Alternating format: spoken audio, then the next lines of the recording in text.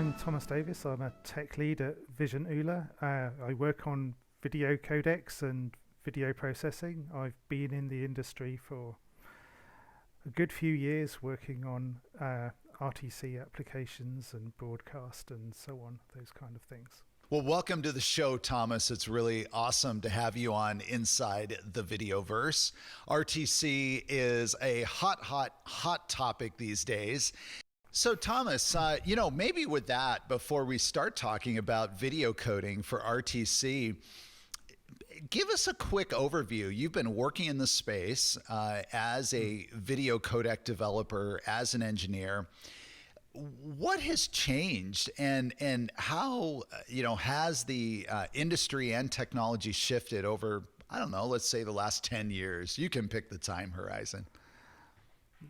Yeah, so I think the thing that's changed most obviously has been the enormous scale in recent years, with the pandemic, and therefore the complete reliance that people have had on using video conferencing, and that's been enabled behind the scenes really by the cloud revolution. So being able to deploy video conferencing servers in the cloud has enabled that very rapid increase in scale.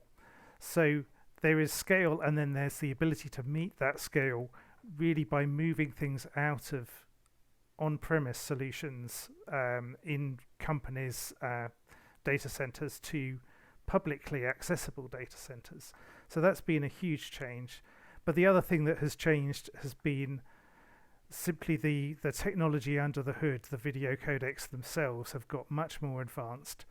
Conferencing for a long time has been stuck on H.264 and more recently VP8, but now new codecs like AV1 and to some extent HEVC have come into the picture, and those have really revolutionized what you can do with video conferencing in terms of quality. Yeah, it's definitely something that I have observed. And, so this episode, we're going to focus really on video coding for RTC. It's a very unique challenge. With RTC, of course, we are, by very definition, we're talking about real time, and real time not meaning like 2 or 3 seconds latency, but like 100, 200, 300 milliseconds latency. And that's end to end. So real time means a couple of things. It means being fast and being efficient, and for video conferencing, the encoders in particular are really fast compared with those other applications. But it also means hitting deadlines, and hitting many deadlines per second, every 30th of a second, and that's really tough to do when the whole thrust of video conferencing, of video coding techniques, is really about working out where to spend your effort. But in RTC, you can't spend lots of effort on one special frame and use that to predict all the others. You have to spread your effort around. So you have to hit those deadlines and still produce good video quality. And I think another aspect is that you have this not just very low latency, but you have lossy networks, because you don't have time to deliver a frame again. Once it's been sent out, it's gone. You have to make the best of it. So you have to be able to cope in a lossy environment, and that's partly a system feature to have that resilience, and there are system techniques that you can use to achieve that, but it's also about allowing your encoder to be configured to recover from losses. And I think the last thing that I'd add is a great deal of adaptivity, because networks change all the time, and the reason why you're getting loss is because there's congestion, and one of your responses to loss is that you might need to change your resolution, you might need to change your bit rate. So you need to turn that round on a dime. You need to adapt very quickly in a way that looks seamless to the receiver and does not cause disruption if you can. I know that scalable video codecs, SVC, has been talked about in other standards for years, and yet I believe AV1 is really the first where it's been implemented in the baseline. Is that correct? Well, it was in VP9 as well, Okay, that you could that's you right. could do scalable coding. I mean, what's interesting about AV1 is it's kind of resolution agnostic. You set a maximum resolution, and then you can actually send any picture size you like, so long as it doesn't exceed that. So you can already adapt resolution, and you don't need to send a keyframe. So that's a useful feature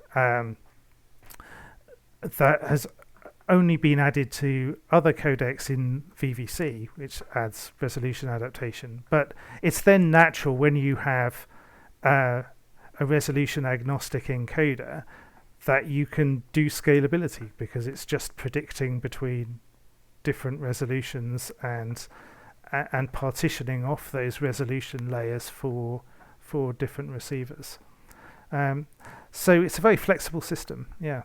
One of the things that comes to mind, when we think about this speed, I like what you said. It's like every 30th of a second, that frame's got to go out, and if it doesn't quite make it, or if there's a problem, well, we'll try to do better on the next one. It's sort of what, this is really a unique challenge compared to, I think, what a lot of us have the world we come from, especially in VOD, but even broadcast live, you can adjust your latencies and all. A football game, even though it's becoming less desirable to be delayed, but it can be delayed 15 seconds, and so you can operate your encoders differently. So what's the impact to the rate control? And talk to us about, some of the things that you have to think about, as a practitioner. Yeah, so when you study rate control, you open a textbook on video coding, and you look at your leaky buffer model and your leaky bucket model and so on. The thing is, over the internet, and especially for RTC, almost every part of that is semi-fictional. So you're trying to communicate with the far end, and you have a certain bit rate that you're trying to hit, but that may not represent the real bandwidth that's available to you in the network, because you're competing for bandwidth with other services, usually TCP-based services with greedy algorithms who are trying to steal your bandwidth if they can. So you may have an instantaneous bit rate that's fluctuating quite a lot. So that doesn't fit with the usual models that people have, and that speaks to the adaptation that you need. The other thing that is peculiar to RTC is that you don't get a chance to see the future. So you are proceeding as best you can in order to stay within your rate control limits, but the content may change completely, and you have to cope with that. Whereas in a VOD case, you get a scene change, you can code that a couple of times to work out exactly how best to allocate bits, but you have less chance to do that. There's some things that you can do. The other thing is that latency does not just come from coding time. It comes from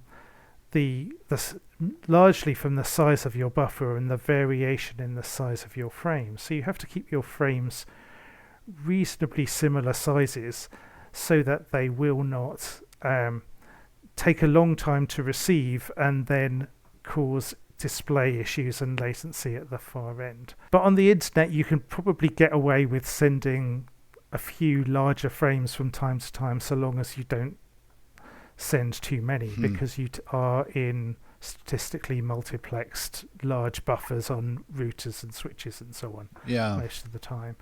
But even so, you do have to keep the frame sizes pretty close to constant as much as you can to reduce that latency. From a video coding perspective, how does this affect like sync so that all of the users have a similarly good experience? Like, what do you have to think about? Yeah, so I think a lot of sync problems go away the less latency that you have, obviously. So you start to see these sync things occurring when latencies get high. Yeah, more than a couple of hundred milliseconds, Okay. more than 250, Okay. something like that. Usually, when that happens, an individual receiver may well struggle to synchronize audio and video. Now, generally, on a client, audio is actually the most important thing because you want to hear people. Video we think is important, but it doesn't convey meaning in the same way. So you're prioritizing audio in the client, and you are therefore trying to sync the video to the audio rather than the other way around. So you want to preserve the audio as much as possible, and then the video will get synced to the audio. Typically, you don't tend to share audio from multiple users, except that increasingly now in a conference scenario, you may want to not have entirely switched audio. You might want to mix them on a server, and then you have a synchronization issue because you want to make sure that you don't delay things too much, but you will have to delay some things in order to make sure that they're reasonably in sync. The reason why you're mixing is because you want to try and get a better ambience, and so that people can interrupt better, so that you can hear them starting to interrupt. But if you have an entirely switched experience, then you don't tend to have too many of those kind of problems on a server, but you need some kind of algorithm to pick the most appropriate audio, usually based on loudness or something like that. As a video engineer, how much are you getting involved in audio, or is there usually someone else on the team or working on the product who's thinking about the audio aspects? I'm just curious. Yeah. So the audio focus is much more on getting those packets through.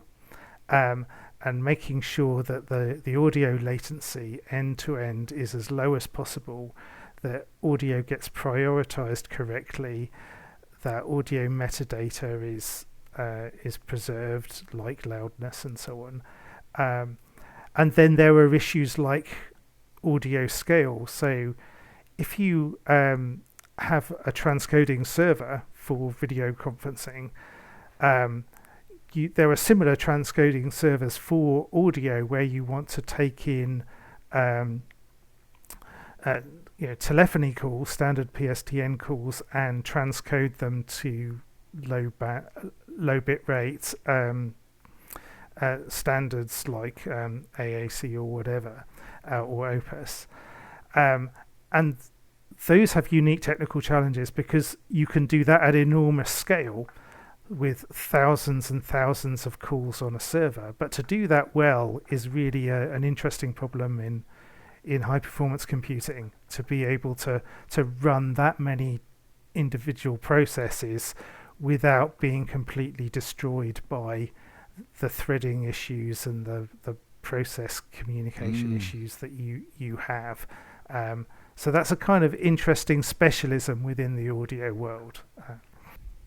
How do you approach and how do you think about designing a codec or optimizing a codec, optimizing a solution that might be deployed on a lower or mid-end mobile device, so ARM and 4 cores and, or 6 cores, whatever, however many cores are available. Obviously you can't use them all.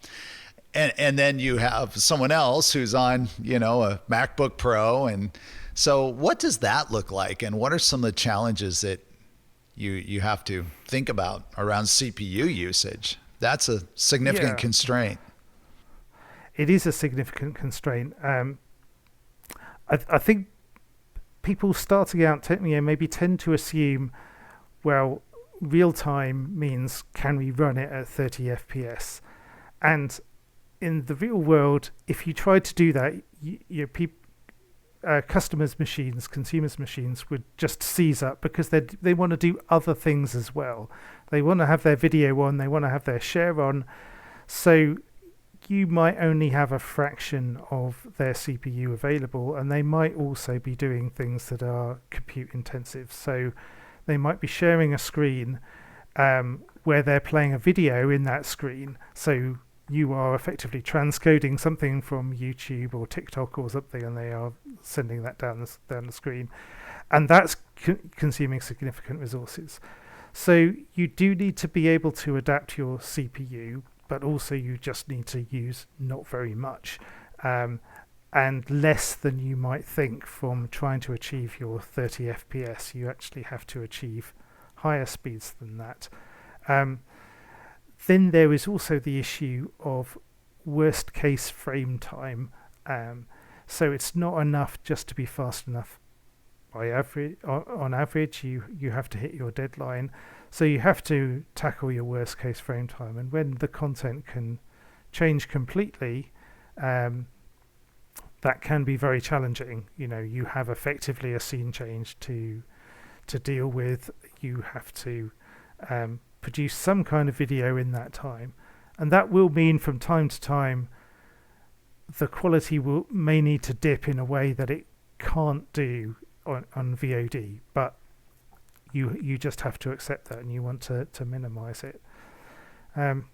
So you need to have many speed levels, and to be able to adapt between them, and you need those speed levels to be optimal for give you the optimal quality you can for the CPU that you have. So you're always in the space of trade-offs. So by contrast to say a VOD scenario where you're trying to give the very best quality video because it's going to be consumed many times, in RTC the video is disposable. It's consumed usually once. But so on VOD, you're trying to get as close to perfection as you can, but then keep the costs reasonable, within some kind of budget. Sure. Whereas with RTC, you're always in the world of trade-offs. What's the best quality I can do with the CPU I have now? Which is a kind of different perspective. In the VOD world, of course, Interframes are our friend, right?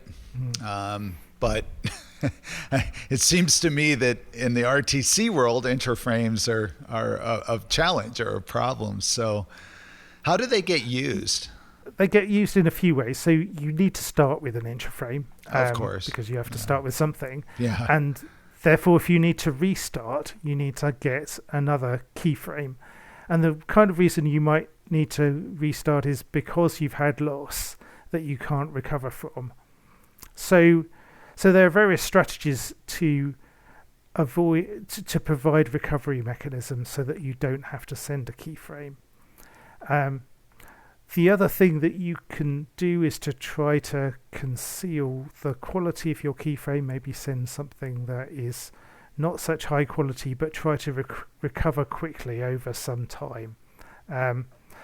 What you can't afford to do is send the perfect iframe, that is entirely pristine, that might take up a second's worth of bandwidth, because not only then will it take a long time to deliver, but if you're trying to recover from loss, it might itself get damaged in transit. It may lose some packets, and so you will have to send it again.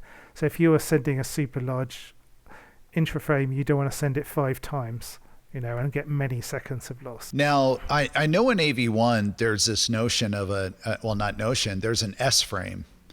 Explain what an S-frame is, because I'm not sure everyone is even aware of the S-frame. And then is that helpful to us in RTC?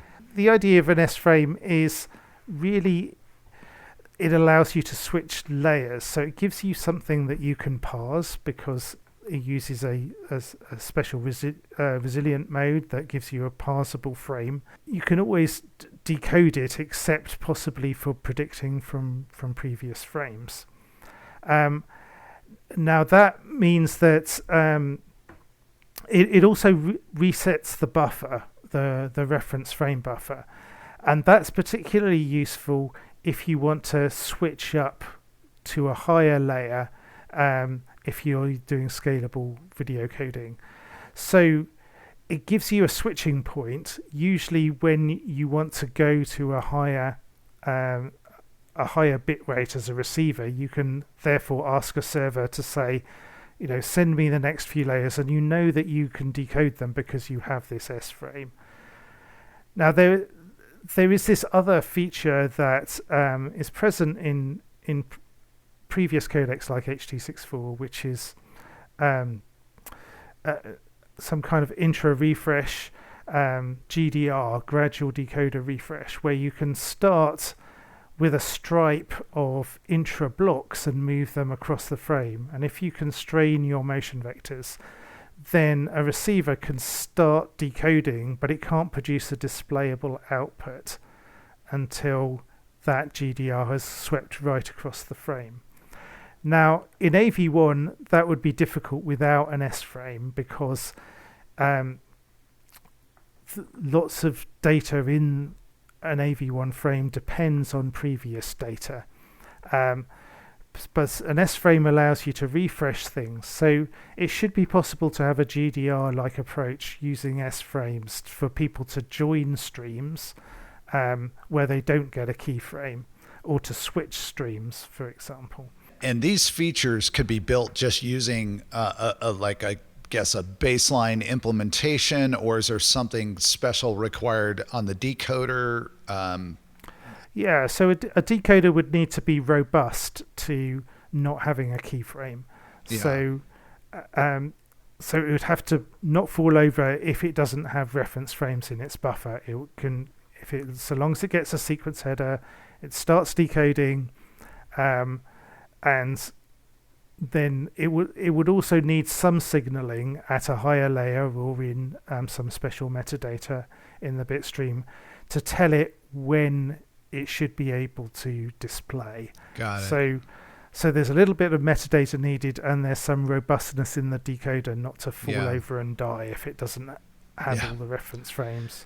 Inside AV1, I know that there's something called screen content coding. There's a screen content coding tool that is quite powerful. You've done a lot of work on it. I know it's your former company, and then of course at Visionular, some very amazing demos, showing just incredibly low bit rates and where screen quality is amazing. So tell us, I'm not sure all the audience knows about screen content coding. Again, if you don't work in RTC, maybe you don't need to know about that.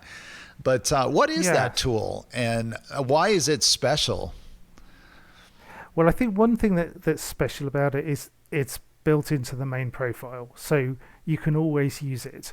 And I think this is one thing that's stymied previous codecs, that there were tools, for example, in HEVC, but they were in a different profile, and they are powerful, but they're not needed all the time. And they do have some implications, particularly for hardware complexity, which is why they had been put in different profiles before. So these tools include intra-block copy, which allows you to, within an intra-frame or a keyframe rather, to copy blocks from one area to another. So you're effectively doing motion compensation, but within the same frame. Then there's palette coding, and that allows you to express a block as a list of colors. You identify pixels by what color they are, so you describe a certain number of colors.